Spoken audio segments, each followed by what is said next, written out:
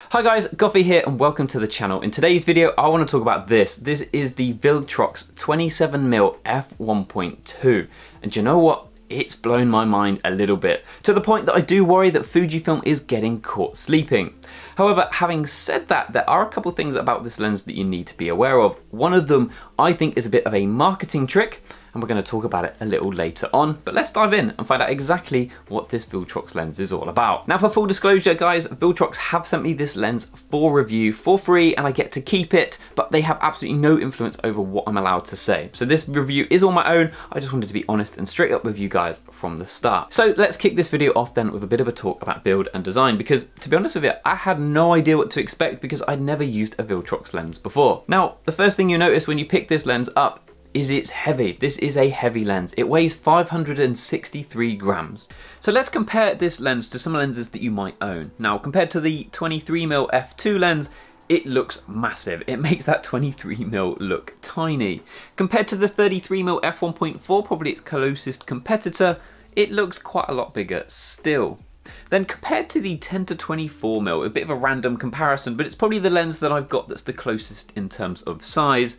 And then next to the 16 to 55mm f2.8, it looks reasonably comparable, even though it's a prime. Moving away from weight then, I am super impressed with how this lens feels. It just feels really good and solid in the hands. It doesn't feel cheap at all. The aperture ring, it's clicky, but in a bit of a different way to a Fuji lens. It's kind of dampened and a bit quieter. Still feels great. The manual of the lens claims that it is moisture and dust resistant, which I'm going to take as meaning practically weather sealed. And if you have a look around the lens, you can see the typical gasket you'd expect at the lens mount.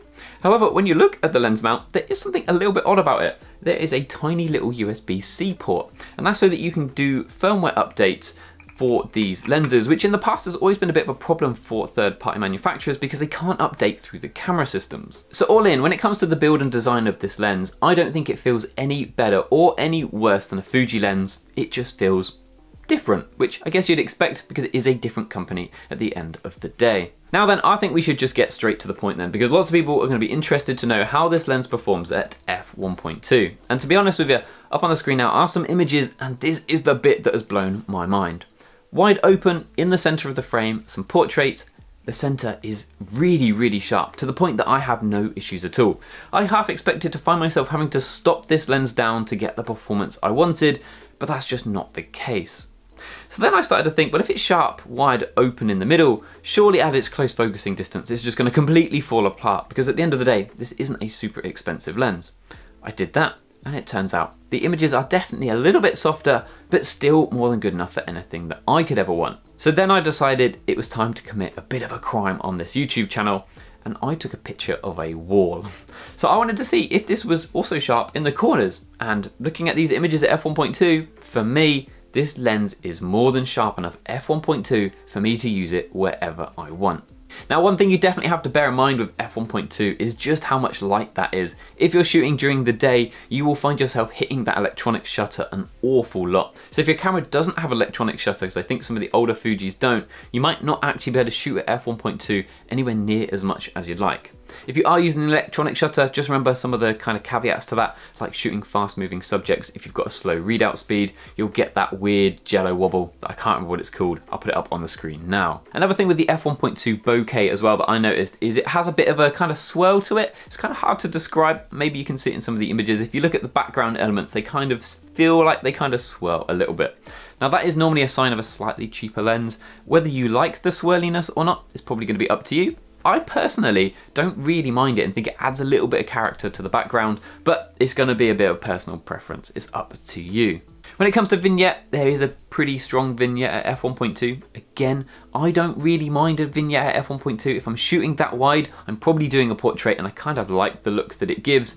And I do think vignetting is something that's so minor these days if you're shooting RAW, because you can easily get rid of it in post. So away from shooting f1.2 then, what is it like in use beyond that? Now, the 27mm from a full frame perspective is a 40mm, which makes for a pretty versatile focal length. The downside with that really versatile focal length is the fact that this is a big and heavy lens, which goes a little bit against that versatility. On the X-H2S, I found the overall package to be pretty heavy, but pretty well balanced. On the X Pro 2, The whole package weight comes down a little bit, but it definitely feels unbalanced and front heavy. Now interestingly, the camera that seemed to be the sweet spot for me was a camera I've got on hire, the XS20, because that camera has a big chunky grip, but is overall quite small and lightweight, that negates the weight of this a little bit, but still has the grip to give it that balance. But if you were using an XE camera, this lens would feel pretty ridiculous, and I think you're getting very close to the lens being the same weight or heavier than the camera. Now optically, performance-wise, this lens is pretty much all I could ever want. I did, however, have one problem that kept popping up. So when I was in London, it was a really bright and sunny day, and I didn't really get any lens flaring or lens ghosting, which is great, but I did sometimes get these weird little rainbows in the bottom. To begin with, I actually thought the rainbow in this image, because it was the first one I noticed it on, was like an oil spill on the floor, but it is definitely from the lens. Now it doesn't really seem to happen at any particular point. It's definitely going to be sun related rather than shooting wide open or stopped down. I've got images at f8 with it in, and I've got images at f1.2 with it in, so it's definitely not to do with how wide open the lens is. Now I wasn't using the lens hood because this lens is already big enough, and I did find that if I kind of like cupped the lens like I quite often do when I'm in bright sunny conditions, then the rainbow disappeared. So it's definitely kind of sun related, but definitely one to watch out for. At the start of this video, I suggested that maybe there was some clever marketing going on. And to be honest with you, I think I fell for the clever marketing as well. So let me explain. This is the Viltrox 27mm F1.2, and this is the Fujifilm 33mm F1.4. If you are taking a portrait of someone at 2 meters away, which one of these two lenses has the shallower depth of field? Now before you plug it into the calculator, gut feel for me personally said it felt about the same. I thought, yeah, it would be very, very similar. It turns out that the Fujifilm is actually far shallower than the Viltrox. So this has a depth of field in that example of 20 centimeters, and this has 26, so a good 25% more. So at the end of the day, if you want good portraits, you're actually better off going for a slightly longer focal length than you are that tiny bit of extra speed. And I think the thing is, f1.2 sounds really special, and it's remembering that I think it's only 1/3 of a stop more than f1.4. So I think a really good question to ask yourself with this lens is, if it was called the 27mm f1.4, would you still be as excited about it? Because if the answer to that question is no, then I think maybe you are falling for a little bit of marketing.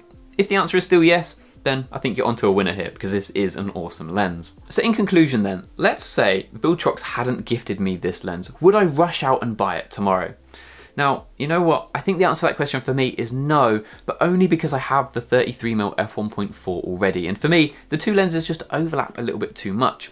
In a world where I didn't own the 33mm f1.4 already, I would be pretty torn, to be honest. And I think it ends up coming down to heavy and cheaper and more expensive but lighter. It'd be a really tough dilemma. I'm not really sure what I would do, to be honest. I would have to seriously think about it. I think a good way of concluding this lens then is, if you can get past the size, you won't be disappointed. And if you'd scraped the badges off and told me this was a new Fujifilm lens, optically and performance wise, I'd probably have believed you.